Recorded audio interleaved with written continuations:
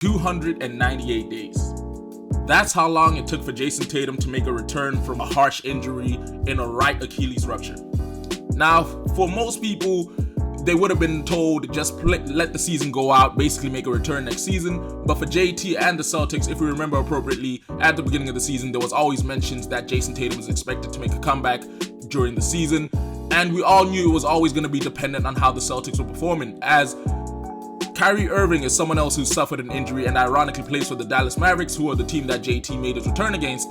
He willingly seemed as though he was going to be capable of making a return during the season, but obviously once the Mavericks realized that they're basically having a horrible season, the best thing to do was let him sit out the entire season and basically make a comeback next season, fresh, new, and ready to go for the season.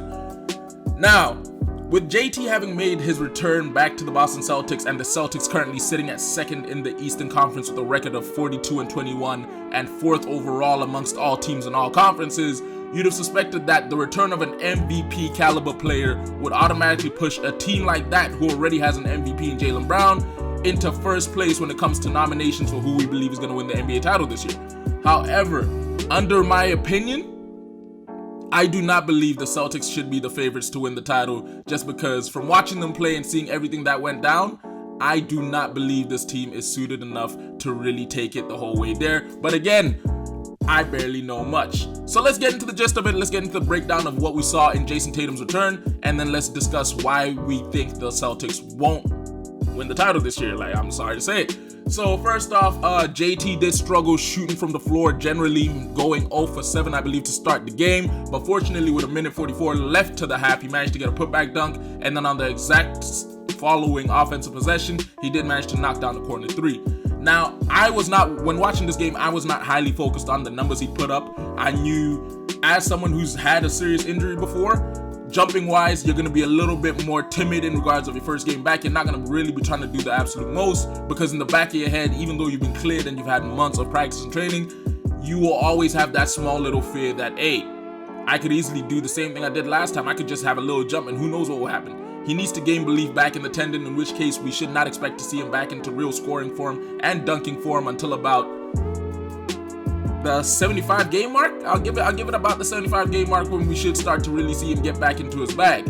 Now, we did manage to see him put up quite an impressive stat line, because even though it wasn't the best shooting night from Jayson Tatum in regards of how he performed against the Dallas Mavericks, it was a great night for him in regards of overall performance. As in this game, he managed to log 15 points, 12 rebounds, and 7 assists, tied up with 2 turnovers and 2 personal fouls, as well as a steal. And obviously, he managed to tally himself up no free throws, which was ironic, shooting 6 for 16 from the field and 3 for 8 from 3, which percentage-wise for him, it's below his averages, but it's close enough whereby for this being his first game back from injury, it makes a lot of sense.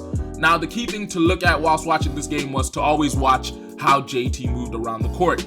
By that, I mean defensively, you wanted to witness whether he still had the ability to shuffle with people, which, if we're being completely honest, at this level, it makes sense that in his first game back, I will admit, I don't think he was playing that great on the defensive side of the ball, and that was just because I do believe he was a step behind everyone. But again, that's a combination of there's a difference between practices and scrimmages versus going head-to-head with a team that is desperate to beat you, because people will attack you more firstly, and secondly, there's also the hint of he is coming off a serious injury whereby he will not be trying to really explode off going laterally in any direction off that Achilles until he really does feel as though he is 100% back. Offensively, we witnessed a lot of what we're used to. We saw a lot of JT trying to take a few shots off the dribble. We saw him running off a lot of P&Rs whereby he was trying to swim through defenses with his handle. And I will admit, he does still have a handle that's nice as hell, man, because he was able to get to his spots as much as he could. The only issue, of course, was he wasn't knocking down shots. But again, there's a difference between practice and live play. So I was happy to witness that the Jayson Tatum of old is still the Jayson Tatum of current. Obviously, we should expect that it will take him a few games to get back into the hang of things, whereby we will see what we're used to. However, in general, after having watched that performance, I can willingly stay by the fact that even though he's back and this should have pushed the Celtics to be number 1, I don't believe they're winning a title this year, mainly because of everything surrounding. So let's start off with Jaylen Brown. Jaylen Brown is still an MVP caliber player. Watching this game, he still does play like it. The only issue is, I don't know whether it was just because they were facing the Mavericks, who are now 21-42. It felt as though he was taking his foot off the gas, whereby when he had the opportunities, he was just being a little bit more lethargic in regards of his offensive attack. next thing to go at would be, firstly, shout out to Keita. I will not lie, for a center who is not a high-scoring big, he does play a pivotal role. Derek White obviously produced the way we usually witness Derek White producing. The only thing that I will mention that plays a key part in why I don't believe the Celtics will run it back, Peyton Pritchard has been having a little bit of an off time of late. I don't know what it is. Stat-wise, if you look at the stat sheet, it will obviously say he dropped 18 points with 7 rebounds and 6 assists. But if you did watch the game through and through, you would notice that it wasn't exactly an easy night for him to get what he usually gets off, especially against a team whereby these are the sort of teams, the lower 500 teams are the teams where Peyton Pritchard really can make a living. And I say that only because we've witnessed him drop 30 on a bunch of teams before and been impressed by his scoring outbursts, whereas here there was a lot of lack on that. The second thing to point out is Nikola Vucevic went down with an injury. Obviously, he's going to see a doctor about it immediately, which is kind of funny because even the commentators pointed out it's quite ironic how a Celtic can get injured in a game and within 10 minutes already have a diagnosis and a surgeon or anything of the sort ready to go by the next day. The other reason that I don't believe the Celtics have the best chance of winning is depth. Now, obviously, when you look at it, they got Hugo Gonzalez, they got Garza, they got Peyton Pritchard coming off the bench. They also used to have Nikola Vucevic coming off the bench, but unfortunately, obviously, with this injury, we are uncertain of when he'll make a comeback.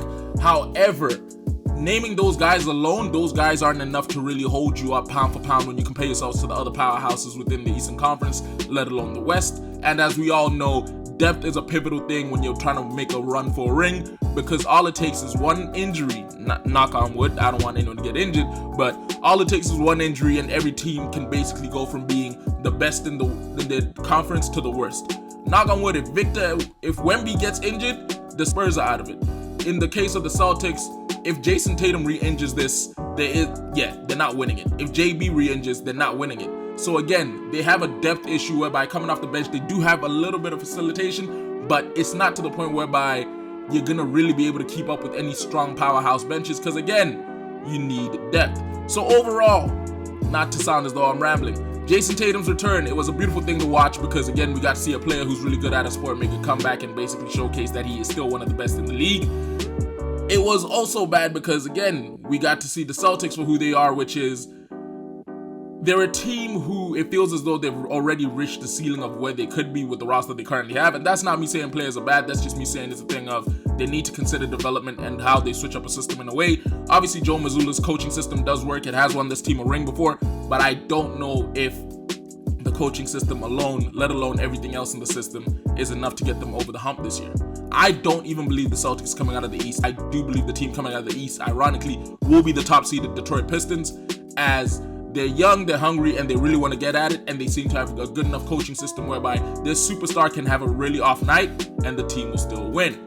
But anyway, thank you for all the support you showed on the Jonathan Kuminga video. You know what I'm saying? It was highly appreciated. If you enjoyed today's video and you want to see more content like this, do me a favor, go ahead and hit that like button. If you're new to the channel and you haven't done so yet, don't forget to hit that subscribe button and turn post notifications on. And lastly but not least, down below in the comment section, let me know, do you think Jayson Tatum's return automatically means that the Boston Celtics are now the #1 leader when it comes to winning the NBA championship this year?